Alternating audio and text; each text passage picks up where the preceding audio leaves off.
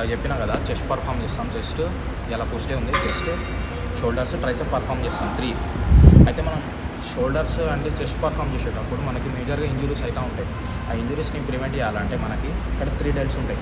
Front, lateral, rare, 3 deals ఉంటాయి కదా. ఈ 3 డెల్స్ లోపల ఇంకో 4 మజిల్స్ ఉంటాయి. ఆ 4 మజిల్స్ మనం ఇంటర్నల్గా గట్టిగా చేయాలి, ట్రైన్ చేయాలి.